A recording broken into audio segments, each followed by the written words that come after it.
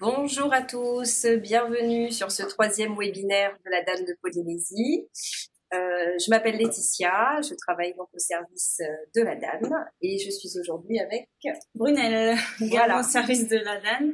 Donc avant de commencer, on va vous demander donc de bien vérifier que votre micro est coupé, donc il faut bien que l'icône rouge apparaisse, votre caméra également.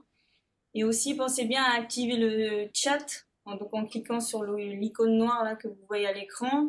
Ça vous permet de faire apparaître à droite de votre écran le chat. Et vous pourrez ensuite poser vos questions et on y répondra à la fin du webinaire. Voilà, vous nous entendez bien? C'est juste pour avoir un petit retour dans le chat justement, ce qui nous permettra de prendre une petite minute pour tester. C'est bon dans le chat? Pas de problème de son? Ok, et bien c'est parti.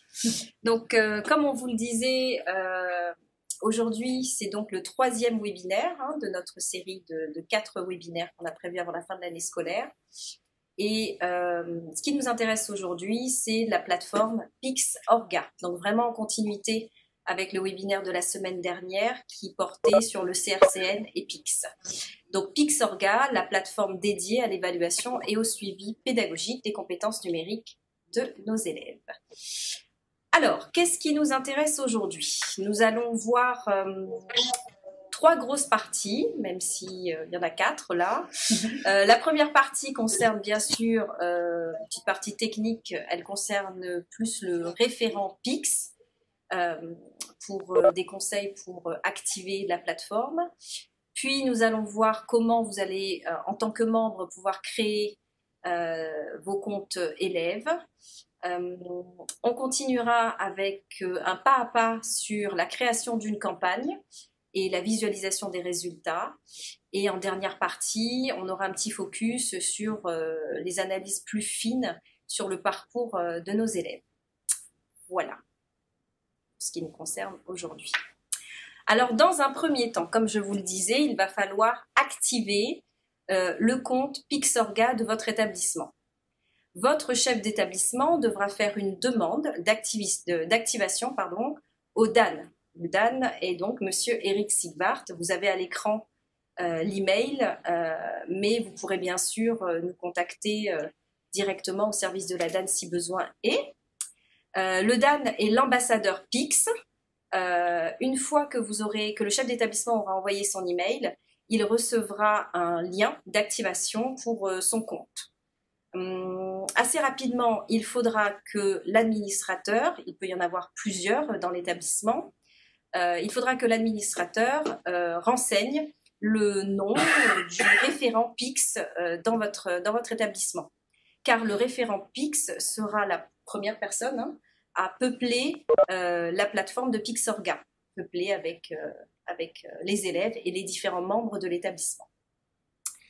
Je rajoute à cette première partie d'activation que chaque membre devra avoir un compte personnel avant d'intégrer la plateforme PixOrga. On va voir ça un petit peu après dans le pas à pas. Voilà, donc comme je vous le disais, il y a 2 rôles sur PixOrga.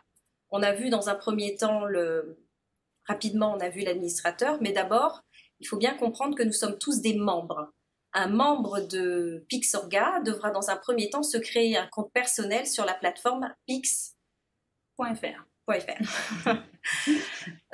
Bien sûr, nous vous invitons à le faire dans un premier temps avec votre adresse professionnelle si vous n'avez pas encore créé de compte aujourd'hui. Le membre, l'enseignant par exemple, pourra accéder au menu élèves, à la liste des élèves, aux différents modes de connexion pour chaque élève. Voilà. Ensuite, petit focus sur le rôle de l'administrateur. C'est vraiment dans la première phase, c'est important. Et puis surtout, si l'administrateur change en cours d'année ou dans les prochaines années, pour accéder à PixOrga, un enseignant devra obligatoirement être invité par son établissement. C'est vraiment le rôle de l'administrateur. le membre a son compte personnel qu'il a créé sur pix.fr et l'administrateur va inviter le membre pour qu'il rejoigne la plateforme Pixorga. J'espère que j'ai été claire. Oui. Voilà. Donc vous avez sur l'écran un aperçu des quelques possibilités. Donc inviter des membres, bien sûr, on en a parlé. Donner le statut d'administrateur. Hein, donc si en cours d'année l'administrateur change ou en fin d'année scolaire, ou partager le rôle d'administrateur avec un autre collègue de l'établissement. Et puis surtout, l'administrateur va, dès le début, importer la base élève pour créer les comptes élèves. Donc, deux co-administrateurs, donc en effet le chef d'établissement, hein, on en a parlé tout à l'heure puisque c'est lui qui active le compte Pixorga, et puis bien évidemment le référent Pix, à vous de déterminer s'il en faut plus ou pas. Alors maintenant, on va rentrer assez rapidement hein, dans le pas à pas. On est toujours dans la préparation de Pixorga. Donc, l'import des élèves dans Pixorga se fait avec la base siècle de votre établissement. Dans la base siècle, vous avez la liste des élèves, avec toutes les informations sur les élèves, ainsi que la liste des membres de votre établissement. L'import des élèves dans Pixorga permettra d'identifier chaque élève et de les rattacher et de rattacher leur compte donc à l'établissement. Donc il va falloir aller sur, donc ça c'est la première fois, hein, il va falloir aller sur siècle, demander une exportation. L'exportation s'appelle élèves sans adresse, vous le voyez à l'écran, c'est juste entouré. Une fois que c'est fait, c'est assez simple, hein, c'est vraiment 3 petits clics. Vous allez obtenir une archive zip qu'il faudra décompresser pour en extraire le fichier XML. Donc c'est simple, dans siècle, l'exportation d'élèves sans adresse et vous récupérez par la suite le fichier XML. Maintenant, on va se retrouver directement du côté de Pixorga. L'administrateur ou le référent Pix va cliquer donc sur la partie élève et tout simplement importer ce fichier XML qui va donc récupérer donc, tous les comptes élèves. Brunel en a fait l'expérience, c'est une opération qui est très, très rapide et qui se passe très très bien. J'en profite pour vous dire que en cas d'arrivée de nouveaux élèves dans l'établissement ou de radiation d'élèves, il faudra simplement refaire exactement la même manipulation, de nouveau récupérer le fichier siècle d'extraction, et de nouveau l'importer dans la partie élève de Pixorga. Voilà. À moi. Et bien voilà, elle me l'a dit, donc je passe la parole à Brunel. Donc voilà, une fois que tous les élèves sont importés dans Pixorga, le rôle du référent Pix, entre guillemets, est en pause. Et là, à partir de ce moment-là, ce qu'on va expliquer, n'importe quel membre ou référent peut le faire. Donc, c'est l'inscription des élèves, peut se faire par le référent Pix ou par un enseignant. Donc, c'est important que vous soyez quand même au courant de ces étapes parce que vous serez peut-être amené à le faire. Donc, le principe, c'est l'inscription des élèves va se faire uniquement par une campagne Pix. Une campagne, c'est un parcours d'évaluation de compétences qui va être créé par l'organisation du collège. L'objectif, c'est de réussir à rattacher l'élève et le collège. C'est la suite. Donc, pour lancer une campagne Pixorga, Pix, il faut se connecter à une autre plateforme. Alors, il faut se rendre sur orga.pix.fr. Donc, comme l'a dit Laetitia tout à l'heure, si vous êtes enseignant, vous pouvez faire une demande à votre référent Pix pour qu'il vous inscrive sur cette plateforme et vous pourrez y accéder. Pour ça, il faudra simplement lui donner votre mail avec lequel vous avez déjà votre compte personnel Pix. Une fois que c'est fait, vous pouvez vous connecter sur orga.pix.fr en utilisant la même adresse email et le même mot de passe que pour votre compte personnel. D'accord? C'est exactement les mêmes identifiants, ça ne change pas. Donc, on va sur orga.pix.fr et une fois que vous êtes connecté, vous arrivez sur le tableau de bord de votre établissement, entre guillemets. Donc, dans ce tableau de bord, il est très simple. Il y a simplement 2 onglets, un onglet campagne et un onglet élèves. Dans l'onglet campagne, vous allez retrouver la liste de toutes les campagnes qui ont déjà été créées dans votre établissement et vous allez également pouvoir en créer de nouvelles. Donc il y a simplement un nouveau bouton, il y a un seul bouton, c'est créer une nouvelle campagne. Lorsqu'on crée une nouvelle campagne, on doit remplir quelques paramètres, il n'y en a pas beaucoup, il y en a 5. Donc la première chose, c'est de saisir le nom de la campagne. Alors ici, il va falloir se mettre d'accord dans l'établissement pour que vous ayez exactement la même nomenclature, pour que ce soit plus simple d'y se retrouver parmi les campagnes. Par exemple, vous pouvez choisir d'avoir le nom de la classe, suivi de la compétence, suivi du nom du professeur. Donc ça, c'est à voir à l'interne, dans l'établissement, bien décider comment on nomme nos campagnes pour que ce soit beaucoup plus facile de s'y retrouver. Savoir quelle classe a déjà fait, quelle campagne, etc. Ça, c'est la première chose. Donc ce nom de campagne, c'est celui qui va apparaître dans Pixorga, dans la liste des campagnes. Donc, c'est le nom, c'est seulement les professeurs qui auront accès. Ensuite, vous allez choisir la compétence que vous voulez tester. Donc, ou le parcours. Donc, vous avez 2 choix pour l'instant. Vous pouvez soit tester une seule des 16 compétences, ou vous pouvez, alors Pix se met à jour régulièrement, et donc depuis récemment, ils ont créé des parcours. Dans les parcours, et donc ils sont multi-compétences. Donc ils vont évaluer plusieurs compétences numériques d'un programme, par exemple de mathématiques. Il existe le parcours qui s'appelle Maths cycle 4. Donc dans ce parcours-là, je vais avoir plusieurs compétences numériques qui sont liées au programme de mathématiques. Donc en une seule fois, on va tester plusieurs compétences.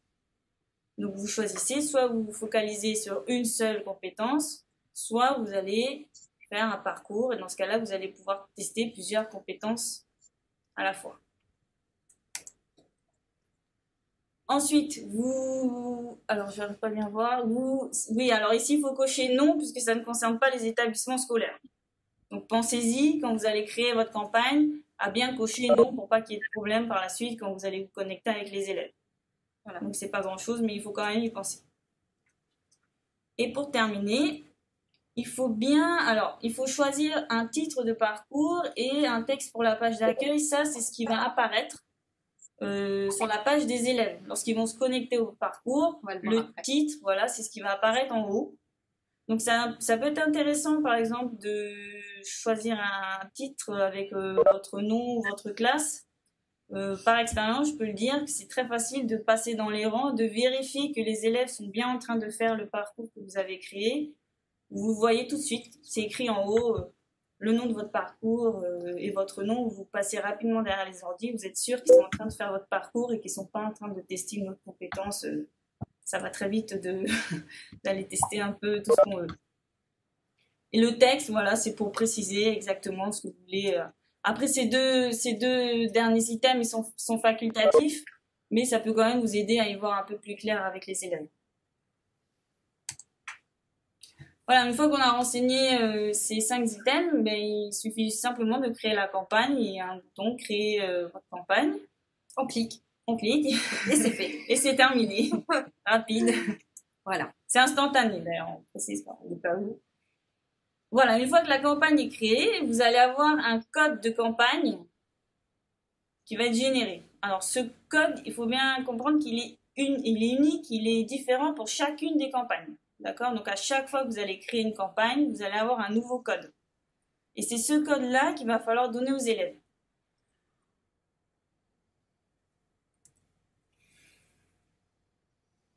Alors, une fois qu'on est... Non, c'est bien, c'est ça. C'est ça. Là, on a fait la première partie, c'est-à-dire qu'on a créé notre campagne sur Pixorga.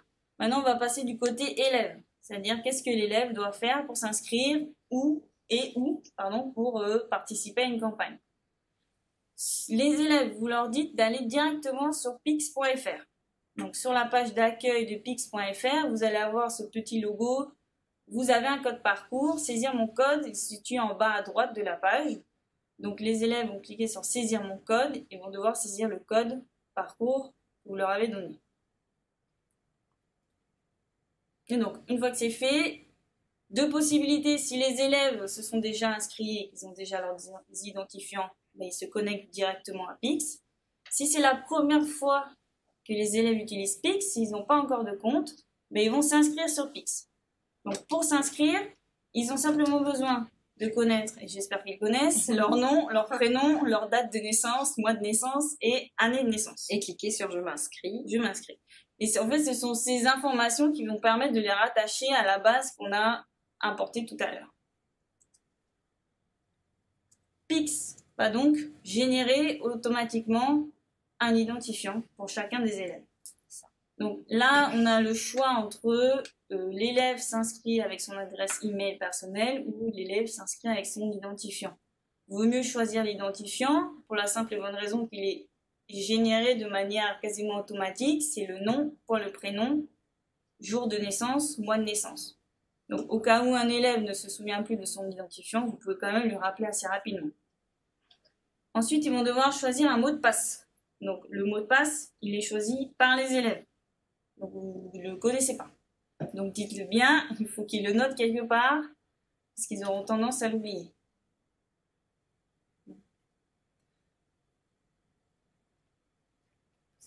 Ouais.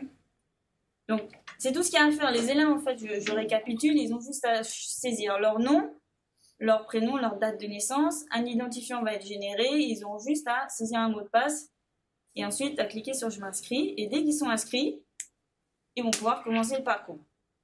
Donc dans le titre en haut, nom du parcours, vous voyez, c'est ici que va apparaître en fait le nom du parcours que vous avez saisi précédemment quand vous avez créé votre campagne. Dans Pixorga. Dans Pixorga. À tout moment, donc l'élève peut arrêter son test. À tout moment, l'élève peut arrêter le parcours. Tant qu'il n'a pas fini et qu'il n'a pas envoyé ses résultats, il peut arrêter, c'est-à-dire qu'il peut même fermer la fenêtre du navigateur sans même se déconnecter. S'il se reconnecte quelques jours plus tard, il y aura un bandeau jaune en haut de la page avec reprendre, et il va reprendre le parcours exactement à l'endroit où il s'est arrêté. Donc, si les élèves ne terminent pas à la fin d'une heure, c'est pas grave, ils ferment la page et ils reprendront plus tard. Donc, une fois que les élèves ont terminé le parcours, si vous voulez avoir les résultats, il faut absolument qu'ils cliquent sur « J'envoie mes résultats ». Donc, insistez sur ce bouton-là parce que souvent les élèves ont l'impression d'avoir terminé le parcours parce qu'on vous donne un pourcentage. Donc, ils se disent « C'est bon, j'ai terminé ». Non, il faut quand même qu'ils cliquent sur « J'envoie mes résultats ». Donc, il faut vraiment insister, sinon ils ne le feront pas. Je parle d'expérience. Donc, vérifiez bien qu'ils ont bien cliqué sur « J'envoie mes résultats ».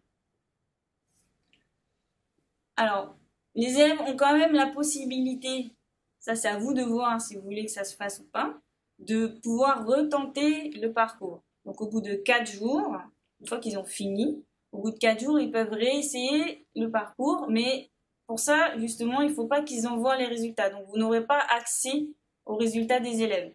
Vous pouvez leur laisser le parcours ouvert et leur dire bah, vous recommencez autant de fois que vous voulez. Moi, je veux les résultats pour dans 3 mois. Voilà. Dans 3 mois, vous m'envoyez les résultats. Après, ils peuvent recommencer le parcours tous les 3 jours. Mais à partir du moment où l'élève va dire j'envoie mes résultats, il ne pourra plus retenter le parcours et ça sera terminé. D'accord? C'est comme quand on rend une copie, on ne peut plus aller la chercher dans le sac du professeur. Et... Pas d'inquiétude pour les mots de passe des élèves. Oui, voilà. Alors, c'est ça. Pas d'inquiétude. Un petit point quand même. Donc, les mots de passe des élèves. Alors, si vous êtes enseignant et que vous allez tester une campagne avec les élèves, pensez quand même à avoir votre Pixorga ouvert avec l'onglet élèves ouvert qui vous permet de gérer les mots de passe. C'est-à-dire que si un élève ne se souvient plus de son mot de passe, vous pouvez le réinitialiser. Vous pouvez lui donner un mot de passe temporaire, d'accord, ce qui va lui permettre de créer un nouveau mot de passe. Mais il faut l'avoir sous la main, parce que je ne sais pas si vous êtes en collège ou vous êtes même en lycée, il faut savoir que les élèves vont probablement perdre leur mot de passe. Donc préparez ça quand même d'un côté, ça permet de gagner du temps, d'avoir le Pixorga déjà ouvert pour gérer éventuellement les oublis de mot de passe. Mais alors c'est instantané, donc si un élève n'a pas son mot de passe, vous lui donnez un mot de passe temporaire, il faut simplement qu'il ferme le navigateur, qu'il réouvre pix.fr, il saisit le mot de passe temporaire et ensuite il va devoir saisir son mot de passe et ça va se faire tout de suite. C'est quasiment instantané, donc c'est très rapide, mais il faut avoir Pixorga déjà ouvert sous la main. Oui, alors maintenant on va passer à la troisième, presque dernière partie de cette présentation. Juste avant, si je peux vous redemander, s'il vous plaît, de couper votre caméra sur votre ordinateur. Monsieur Oui, Yankel. Monsieur Yankel, si vous pouvez couper votre caméra, s'il vous plaît. Et ainsi que le son. Je vous remercie. Donc, suivi de campagne et visualisation des résultats. Alors, ce qui est intéressant avec Pixorga, c'est que l'administrateur va pouvoir, donc comme c'est écrit, suivre l'avancée de la campagne. Vous allez avoir une analyse de la campagne d'un point de vue du groupe, d'un point de vue collectif, et ensuite, voire même plus, le membre va pouvoir avoir des informations sur le travail donc des élèves. Donc, comme vous le voyez à l'écran, avec les statistiques, vous allez avoir une information sur le nombre de participants, le taux d'avancement des participants et qui a envoyé ces résultats en termes de communication pour la fin du parcours. Ensuite, donc ça c'était pour le côté collectif, vous allez avoir accès aux résultats donc individuels de l'élève. Et on a mis quelques captures d'écran par la suite. Vous allez voir, c'est assez pointu. On va pouvoir avoir une analyse du type de questions et de la réussite ou pas de nos élèves. Donc, le niveau dans les compétences. Et puis, vous allez pouvoir exporter un fichier CSV qui contiendra les résultats des élèves qui ont effectué le parcours. Alors, on est toujours dans la partie analyse. Donc là, c'est ce que vous allez voir lorsque les résultats ont été envoyés. Donc, vous avez le nombre des élèves ayant rejoint la campagne. Donc ça, c'est assez intéressant. Et le nombre de profils reçus. Donc, profils reçus, les élèves qui ont donc transmis leurs résultats. Ça, voilà. Donc là, on était sur le parcours, vous voyez bien le titre, hein, Stéphane Liblot, classe de seconde 3. Voilà, alors trois items. Tout en bas, hein, sur la partie A, tout va bien. L'élève a terminé son travail, a terminé son test et a envoyé ses résultats. On voit tout de suite, dans ma classe par exemple, je vois tout de suite qui est toujours en train de tester le parcours ou attend un petit peu. On va dire qu'on a fixé un délai et qu'il a encore le temps. Dans la partie B. Et enfin, pour le petit C, l'élève a terminé son test mais n'a pas envoyé ses résultats. Donc ça, vous voyez, c'est assez précis. On a vraiment l'avancée des travaux donc, de nos élèves. À vous maintenant vraiment de rappeler aux élèves pour avoir accès au suivi final, bien cliquer sur l'envoi des résultats. On continue maintenant avec une analyse un peu plus poussée par élève.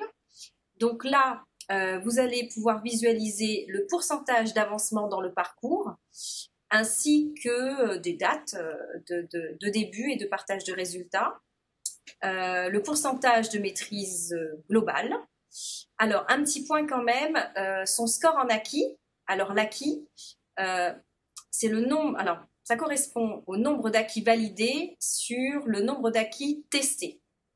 Un acquis étant tout simplement une question. Retenez ça, un acquis est une question.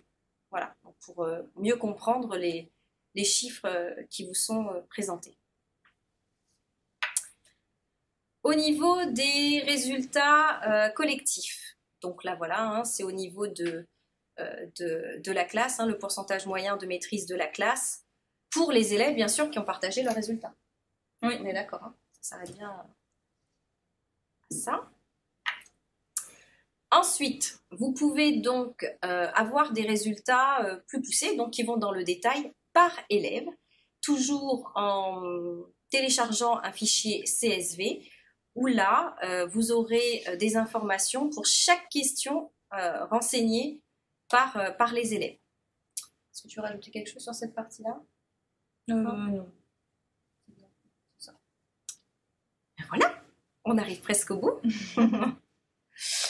Donc, ah si, non, on n'est pas arrivé au bout. Très important quand même. Ce qui est intéressant, c'est que Pixorga ne vous abandonne pas ici. Vous avez les résultats, mais Pixorga vous propose vous donne des sujets à retravailler, ainsi que des tutoriels en fonction des travaux de vos élèves. Donc, pour vous donner un exemple, dans la partie des sujets à retravailler proposés par Pixorga, vous allez avoir, il faudrait retravailler le mot de passe robuste, les droits d'auteur, le vocabulaire et le fonctionnement des réseaux sociaux. Donc, vous allez avoir des items qui sont très précis. Et pour vous donner un exemple de tutoriel, c'est vraiment précis avec des questions. En tutoriel, vous allez avoir comment mettre en page un texte, comment naviguer sur un navigateur. Donc, ce sont vraiment des tutoriels de type pas à pas pour accompagner vos élèves. Donc ça, c'est pas mal. Alors, un point quand même sur l'analyse un petit peu, donc du côté Pixorga. Là, on est vraiment du côté membre, sur les campagnes qui sont actives ou archivées. Alors, c'est très, très simple, hein.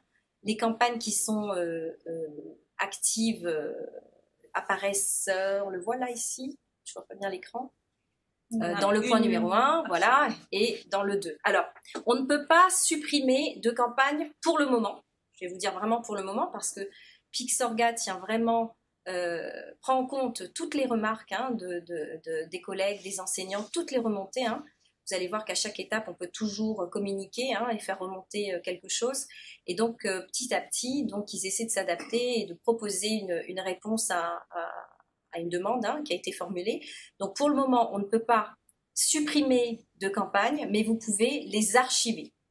Alors, c'est intéressant parce que lorsque les campagnes sont archivées, comme elles ne sont pas supprimées, si vous jugez à un moment qu'il faut désarchiver cette campagne, vous aurez juste un petit clic à faire pour pouvoir les remettre en course. On en a parlé tout à l'heure, ça c'est le conseil hein, qui a été donné tout à l'heure sur les nomenclatures. Hein. Donc à vous de voir hein, ce que vous préférez faire. Là vous avez un exemple hein, pour que ça soit un petit peu harmonisé dans Pixorga. Il me semble que dans Pixorga, tout est classé par ordre je suis pas sûre alphabétique. Donc, il faudra qu'on vérifie cette information. Alors, on le vérifiera. Donc, bien travailler d'abord en équipe sur le type le choix hein, de la nomenclature pour pouvoir harmoniser un petit peu tout ça. Et puis, vous retrouverez... Juste avant de finir, tu l'as dit un petit peu, mais je vais insister quand même encore un peu sur Pix et sur le dispositif Pix qui est évolutif, hein, donc qui n'est pas fixé. Et donc, il s'adapte énormément aux demandes que l'on fait. Donc, pour l'instant, ce qu'on vous dit aujourd'hui, les parcours qui existent, voilà, ils sont comme ça. Mais peut-être que dans 2 ou 3 mois, ça va changer. Donc, Pix évolue énormément. Donc, en fonction des demandes, donc il va falloir suivre un tout petit peu, mais c'est que en bien. Donc, et ça s'adapte vraiment à ce dont on a besoin. Donc, faut bien avoir à l'esprit que le dispositif est pas figé et qu'il va essayer de s'adapter à vraiment ce dont on a besoin. C'est voilà. Donc, juste un petit mot avant de conclure sur Pix et Pixorga. Alors, vous allez retrouver des ressources sur cloud.pix.fr. Il y a bien sûr le guide qui a été édité en mars 2020 pour l'utilisation et la prise en main de Pixorga, hein, vraiment le côté administrateur et membre. Restez bien sur tout ce qui est, alors c'est pas ELPE il me semble, hein, c'est EPLE. Alors ne vous inquiétez pas du tout du mot médiacentre. Hein. Médiacentre, c'est pour ça ne nous concerne pas. Voilà, tout ce qui est ENT. Nous on est sans médiacentre, sans ENT. Donc restez bien sur la méthode qu'on vous a proposée pour importer votre base élève dans Pixorga. Préparez vos campagnes dans Pixorga et générer des identifiants pour les élèves, générer un code parcours pour vos élèves, analyser tous les travaux, l'avancement des travaux de vos élèves. Tout va bien se passer. Voilà. On voulait vous dire également que c'est pas terminé. Donc là, on va répondre à vos questions si vous en avez eu. Avant de conclure, on peut se donner déjà rendez-vous mercredi prochain, donc à la même heure, le 17 juin, où nous vous proposerons un webinaire sur Moodle, niveau débutant, niveau débutant. Voilà, ça sera notre 4e webinaire. On vous remercie pour votre attention et on va maintenant répondre à vos questions. Alors, on va rafraîchir. C'est bon. Alors, y a-t-il moyen d'automatiser les invitations ou les importations? Non. Alors, les invitations ou les importations pour les comptes élèves, la question était plus précise. Alors, les importations des élèves, je pense pas encore pour l'instant. Mais il suffit d'extraire, faire une exportation de la base siècle et puis d'importer les élèves. Alors c'est une opération qui est très très rapide, hein, qui prend 1 minute à peu près, 10 minutes. Hein. Même dans des très gros établissements, c'est très très rapide. En ce qui concerne les invitations, c'est peut-être les invitations des professeurs. Pour l'instant, il me semble qu'il faut saisir à la main tous les adresses mail des professeurs qui veulent s'inscrire aussi, qui veulent s'identifier aussi sur Pixorga. Donc pour l'instant, c'est pas encore automatisé. Donc voilà. Il ne faut pas oublier de réimporter la base siècle lorsqu'il y a des élèves qui partent. Oui, voilà. Alors, on en a parlé un petit peu tout à l'heure. Donc on est sur les importations là. Donc on va le faire la première fois. Vous allez devoir le faire la première fois. Mais il va falloir le refaire de manière régulière parce que bien évidemment vous avez des radiations, vous avez des arrivées de nouveaux élèves dans l'établissement et souvent à l'approche ou à la sortie des vacances scolaires, et donc il suffit juste de récupérer ce fichier XML et de le réinjecter dans Pixorga et votre base sera propre et impeccable. Rien ne bougera pour les comptes, les comptes élèves qui sont déjà existants. C'est très important et c'est très rapide. C'est une exportation sur la base siècle qui est déjà créée. Vous n'avez pas à créer cette exportation. Elle est déjà présente, toute prête. Voilà. Oui, il faut pas avoir peur de réimporter et de supprimer tout ce qui a déjà été créé. Pix va faire le delta, c'est-à-dire que tous les comptes Pix déjà créés ne vont pas bouger. Les élèves vont garder leur Pix et leur mot de passe, et seulement les nouveaux élèves vont être ajoutés. C'est tout ce qui se passe. Il ajoute seulement de nouveaux élèves. Ok. Alors, on va passer à la deuxième question. Est-ce l'administration qui procède à l'importation siècle ou le référent Pix?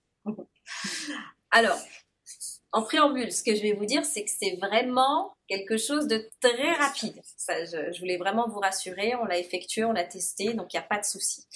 Là, j'ai envie de vous dire que c'est au sein de votre établissement, hein, à voir avec votre chef. Hein, peut-être au départ le faire tous les deux. Hein, la base siècle, votre chef d'établissement y a bien évidemment accès, et puis au secrétariat aussi. Donc c'est à vous de voir la première fois comment est-ce que vous allez procéder pour cela. Ça te va? Ouais.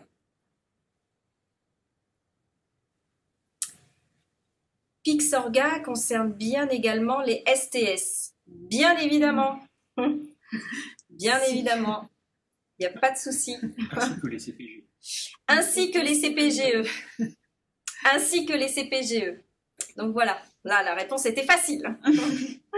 Impeccable. Récupération du mot de passe élève récupérable. Alors, non. Comment vous expliquer? On ne peut pas récupérer les mots de passe des élèves. Les élèves ont leur propre mot de passe à eux, personnel, on n'y a pas accès. On peut simplement leur permettre de réinitialiser les mots de passe et de leur permettre de changer de mot de passe. Mais on n'a aucun accès au mot de passe des élèves. PIC, c'est totalement RGPD. Voilà, PIC, c'est RGPD, donc on n'a pas accès au mot de passe des élèves. On connaît leur identifiant puisqu'il est généré de manière automatique.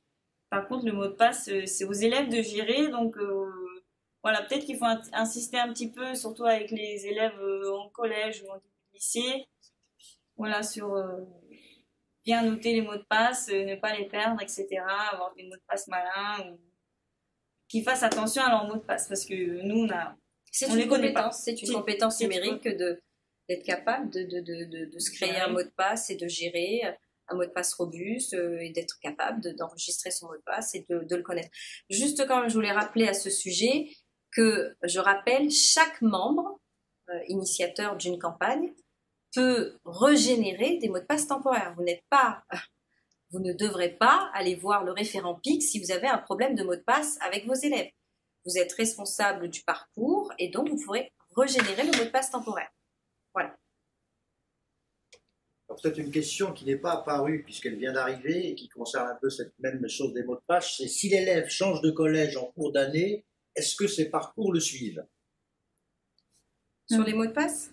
Non, s'il change son compte PIX le suit. Alors, ça, c'est délicat.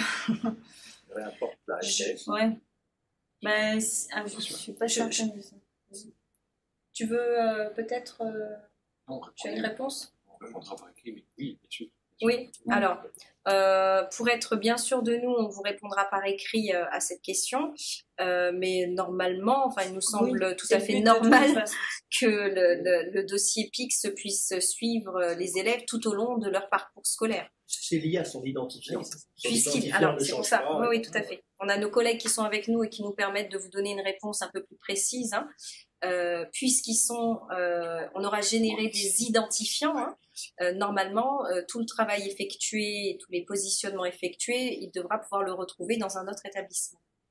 Voilà. Et puis j'ai envie de dire, il va falloir aller plus loin, mais c'est que quand il sera dans un nouvel établissement, c'est un nouvel élève qui arrive, normalement, c'est encore une fois la base siècle. Donc l'élève est bien enregistré dans une base siècle et lorsqu'il sera dans ce nouvel établissement, on récupérera son dossier. Voilà. Lorsque les élèves retentent le parcours, ont-ils les mêmes questions? Presque. Et PIX est assez malin. Alors, bien évidemment, on va retravailler sur la même compétence, mais les questions auront changé. Donc, il va falloir continuer à se creuser la tête et à se remettre dans une autre...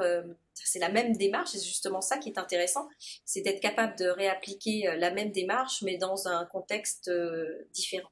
Voilà, donc ils vont pouvoir retenter, mais il va falloir s'adapter. Et puis, PIX va surtout insister sur les questions qui n'ont pas été réussies. Et donc, oui, voilà. Il s'adapte à chaque parcours des élèves. Alors, nous avons là 2 questions. Comment motiver un enseignant pour qu'il laisse 1 heure de PIX au lieu de son cours? En général, nous sommes ric-rac, point de vue programme. Parce qu'on doit le faire sur nos... Alors, je le fais peut-être avec le ton, parce qu'on doit le faire en plus sur nos heures d'enseignement. C'est une deuxième question. Ouais, c'est les qui vont ensemble. Les compétences qui sont dans PIX font partie du CRCN, qui sont également dans les programmes disciplinaires et dans le socle commun. Donc, quoi qu'il arrive, c'est à faire en classe. Donc, PIX, c'est simplement une plateforme, je pense, qui peut nous aider à les évaluer, à les tester, à avoir un suivi quand même beaucoup plus simple et efficace que le faire en classe ou par soi-même. Donc, PIX, faut voir ça quand même comme une aide pour nous aider à évaluer ces compétences qui sont déjà inscrites dans le socle. Voilà.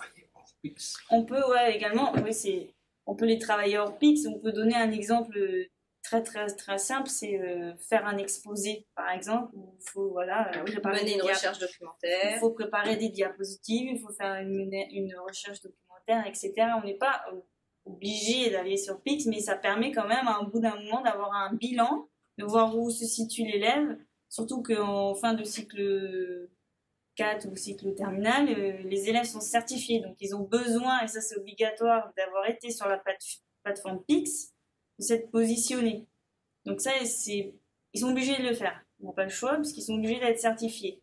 Donc, en plus de le travailler hors Pix, à un moment donné, il faut quand même aller sur la plateforme Pixorga, pour faire le point avec les élèves, voir où ils en sont, quelles compétences sont à travailler, etc. Donc, Pixorga permet quand même une analyse assez précise de ce que les élèves savent faire et ne savent pas faire.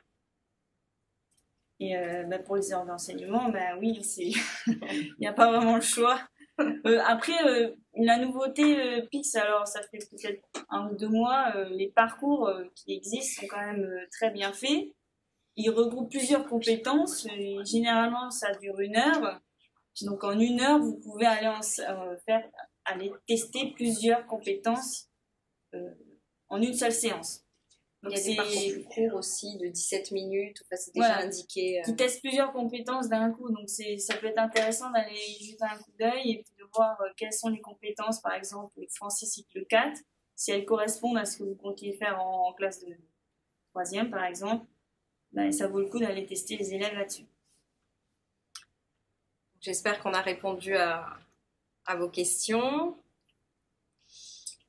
Alors, quel bénéfice pour l'élève, CV, notes?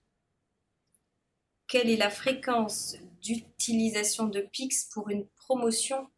Je comprends pas bien. Promotion, je pense, pour un groupe. Alors, pour une classe. D'accord. Alors, pour un niveau. Quel bénéfice pour l'élève? On en a déjà un petit peu parlé la fois dernière on a eu une question sur l'intérêt de travailler sur les compétences numériques.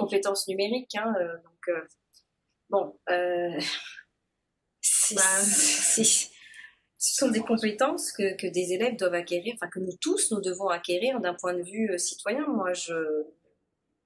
et de culture, d'autonomie. Oui, oui. Quel bénéfice, oui. Alors, et puis c'est vrai que si vous avez lu un petit peu tout ce qui était sur le CRCL, c'est vraiment ça. On est vraiment dans les compétences d'autonomie pour pouvoir, oui, en effet, rédiger un CV correctement, être capable de sécuriser ses comptes. Il y a énormément de choses, être capable de mener une recherche documentaire, être capable de trouver un document, un mot de passe secret qui est caché quelque part. Il y en a plein. Donc, des bénéfices, ils sont extrêmement nombreux et j'espère qu'ils ne sont plus... Oui, puis ça fait partie de la culture du XXIe siècle. Voilà. Et puis, c'est vraiment... on travaille en termes de compétences transversales et c'est vraiment les principes qui sont inscrits à la fois dans le... C'est la vraie vie. Et pour ajouter un point par rapport au CV, effectivement, les élèves vont avoir une certification qui est reconnue et qui est, comment on appelle ça, au niveau européen. Donc c'est une certification européenne sur leur niveau numérique et reconnu par le marché du travail. Donc la certification, oui, peut être inscrite sur les CV. Pour donner un exemple, on mettra peut-être plus je maîtrise Word, mais j'ai compétences Pix, niveau temps par rapport à ça. Et la fréquence d'utilisation de Pix pour une promotion, j'ai envie de dire que ça dépend de l'établissement et de la politique de l'établissement. Si on peut pas vous dire qu'il faut aller tester Pix 3 fois par semaine. C'est à vous de voir avec vos classes, avec vos élèves. Est-ce que les collègues le font ou ne le font pas, etc. Donc il y a plusieurs critères à prendre en compte. C'est peut-être le moment d'en parler en fin d'année ou en début d'année prochaine, de se voir en équipe et de voir comment on peut déjà bien relire, voir si on a bien compris et puis se répartir le travail. Ne pas oublier également que si votre établissement bénéficie d'un accès à un CDI ou à des salles informatisées, je ne sais pas, les élèves peuvent aussi travailler et sur leur temps hors classe sur pix.fr. Donc tout ça, il faut vraiment le définir au sein de votre équipe. Oui, peut-être, oui, c'est intéressant de discuter avant la fin d'année, puisque si je ne me trompe pas, la certification reste obligatoire en 2021. 21. Oui, donc c'est assez rapide en fait. Il reste un an. À peine. Donc voilà, dès la rentrée prochaine, en fait, voilà, il va pas falloir attendre le mois de janvier pour se dire, oh là là, faut qu'on se connecte sur Pix, parce qu'il faut que les élèves soient connectés. Il faut qu'ils se positionnent sur Pix pour pouvoir être certifiés. Donc un élève qui n'a jamais été sur Pix.org, enfin qui n'a jamais eu d'évaluation de compétences, qui n'a jamais utilisé en fait son profil Pix, ne pourra pas être certifié. D'accord. Donc c'est important. Voilà. Alors, je vois avec la régie, voir s'il y a il y a peut-être une autre question qui est arrivée. Alors il y a deux questions de plus, elles ne sont pas sur qui sont arrivées depuis la présentation, mais on va les prendre. Alors je vous l'ai dit, y a-t-il des possibilités de faire des tests avant de lancer des programmes? Dans ce cas, doit-on demander une autorisation d'ouverture de Pix à notre chef d'établissement? Alors, je pense qu'il y a deux parties. Hein. Je vais essayer de redonner la question. J'espère que vous m'entendez toujours. Donc, y a-t-il des possibilités de faire des tests, de tester soi-même en tant qu'enseignant, c'est ça, avant de lancer des programmes? Alors, les parcours, du coup, c'est plutôt ça. Alors, à l'heure actuelle, lorsque vous avez créé une campagne, vous ne pouvez pas, en tant qu'enseignant, en tant que membre, tester le parcours. Ça changera peut-être, hein, ça changera peut-être, mais pour l'instant, ce sont vos élèves pour qui vous avez créé un code de parcours qui vont pouvoir directement travailler dessus. Peut-être que ça changera, mais pour l'instant, c'est comme ça. Vous ne pouvez pas le tester avant. Après, bien évidemment, on vous invite à aller sur pix.fr pour eux-mêmes enrichir leur... Ah oui, bien sûr. leur oui, voilà, après, c'est ça. Les parcours, par exemple, qui sont proposés, un parcours français cycle 4, on mettra certainement sur le site de la DAL. Voilà, les fiches qui résument, par exemple, toutes les compétences qui sont travaillées, qui sont dans le parcours. Après, la possibilité que vous avez, vous, pour l'instant, vous ne pouvez pas tester le parcours tel quel, mais vous pouvez les tester séparément chacune des 4 ou 5 compétences qui sont testées. Donc, ça prendra un peu plus de temps, mais peut-être que vous aurez une idée bien plus précise de ce qui sera demandé aux élèves. Je crois que c'est dans la deuxième partie de la question que ça mérite peut-être d'expliquer, parce que dans ce cas, doit-on demander une autorisation d'ouverture de Pix à notre chef d'établissement? Je pense qu'il parle de Pix.org, donc bien évidemment. Ah oui, alors, je vais repréciser la question. Pour pouvoir créer des campagnes, oui, vous devez absolument passer par votre chef d'établissement pour activer Pix.org dans votre établissement. Donc ça, c'est vraiment la première étape. Le DAN y répondra, hein, puisque Monsieur Silvart est le référent Pix pour la Polynésie française. Donc première étape, demander l'activation du compte. Une fois que c'est fait, je répète, hein, choisir le référent Pix qui va pouvoir faire deux choses. La première, inviter les membres enseignants, pas que les enseignants, hein, d'autres collaborateurs, hein, de l'établissement. Donc, puisque ces personnes-là auront déjà créé un compte Pix, un compte personnel, voilà, donc il va inviter les collègues à rejoindre la plateforme Pix.org. Et la deuxième chose, le référent Pix ou le chef d'établissement administrateur pourra importer la base élève au sein de Pix.org. Une fois que ces deux étapes-là sont faites, vous pouvez foncer. Il n'y a pas de problème. Vous pouvez tenter autant de créer autant de campagnes que vous voulez, voir un petit peu ce que les autres collègues ont travaillé avec les élèves. On vous rappelle, hein, vous pouvez travailler de manière thématique ou de manière disciplinaire. Voilà. Oui, puis après, il ne faut pas avoir peur de rater ou de se tromper de nom de campagne, etc.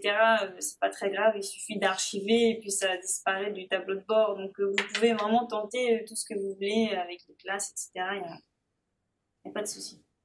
Il y a d'autres questions? Une dernière question, mais je pense que vous avez déjà répondu, mais on a été reposé. Encore une question. Est-ce que PIX s'adapte aux élèves vis-à-vis des compétences acquises? En clair, tient-il compte des campagnes antérieures pour ne pas évaluer un item pour Harry qui a réussi et évaluer Vahiné qui n'a pas réussi? Ben oui. Je ne sais pas si vous avez... Tu veux redire la question? Parce qu'il faut peut-être la redire, parce que comme on a un bon son là maintenant, un petit peu plus fort. Est-ce que PIX s'adapte aux élèves? Alors voilà. Si ou pas? Alors oui, complètement. Sur la question de l'adaptation, chaque élève aura un parcours adapté à son niveau. Individualisé, exactement à son niveau. C'est pour ça que on vous invite fortement à utiliser PIX. Ils n'ont pas les mêmes questions au sein d'un même parcours. Ils ne vont pas, retenter les mêmes choses. Ils vont les retenter différemment. Chacun va vraiment, c'est vraiment un travail individuel, de positionnement individuel. Et ça, c'est quand même bien. Voilà, l'accompagnement est vraiment... Si un élève s'entraîne beaucoup à la maison, lorsque vous allez faire un parcours, il aura forcément des questions qui ne seront pas les mêmes que les autres. Elles seront forcément d'un niveau supérieur, parce qu'il s'est déjà entraîné, il sait déjà faire des choses. Donc, voilà, PIX va s'adapter et il va continuer à augmenter le niveau. En fait, tant que l'élève réussit et continue à réussir, les questions seront de plus en plus difficiles. Et c'est vraiment, voilà, individualiser chaque élève à un parcours adapté à ce niveau. Est-ce qu'on a d'autres questions en régie? Dernière question. Oui. Existe-t-il des campagnes déjà faites dans certaines matières ou dans toutes les matières? Il y a quasiment toutes. La plupart des disciplines. Oui, je pense qu'il faut qu'on revérifie, mais dans la plupart des disciplines, il y a des parcours qui sont déjà ouverts. Hein. Pour le cycle 4, il y a toutes les disciplines sauf le PS. Il y a toutes les disciplines pour le moment, sauf le PS. Mais, on l'a dit tout à l'heure, hein, PIX... c'est transversal. PIX évolue rapidement, donc voilà, peut-être que d'ici le mois de septembre, il y aura encore plus de choix. Ça, on ne peut pas savoir encore. Mais bon, pour l'instant, il y a du parcours dans quasiment toutes les matières. Est-ce qu'on a encore des questions? Non? C'est bon? Alors, 2 informations avant de vous quitter. D'abord, merci de nous avoir suivis jusqu'à 14h54 et 07 secondes. Sachez que nous sommes là pour vous accompagner, répondre à vos besoins. Vous pouvez demander à votre chef d'établissement d'organiser un fil. On dit un fil? Une file au sein de votre établissement. Donc vous trouverez le formulaire de demande de fil sur notre site dan.monvr.pf et puis nos équipes se déplacent pour venir vous accompagner pour mettre en place PIX Orga, répondre à vos questions. Donc on se déplace au sein de votre établissement. Donc c'est gratuit. N'hésitez pas. Voilà. Donc on est là, demandez, on répond soit par téléphone, soit par fil, il n'y a pas de problème, on peut comprendre, c'est tout nouveau et on a un petit peu testé, donc si on peut vous accompagner, c'est parfait. Et puis je fais de la pub pour la fois prochaine, donc si vous êtes intéressé, si le sujet vous intéresse, mercredi prochain, on se retrouve de 13h à 14h à la même... non, pardon. Je dis des bêtises, de 14h à 15h. 14h à 15h. Sur le thème de Moodle, niveau débutant. Présentation de Moodle. Présentation de Moodle. Donc, on tient vraiment à mettre un petit peu le niveau parce que certains connaissent déjà cette plateforme et peut-être que ils auront un niveau un peu plus avancé. Voilà, je pense c'est tout. On a terminé. Brunel et moi, on vous remercie énormément de nous avoir écoutés jusque-là. PIX c'est bien, bon PIX. À bientôt. Voilà, merci. Au revoir. Au revoir.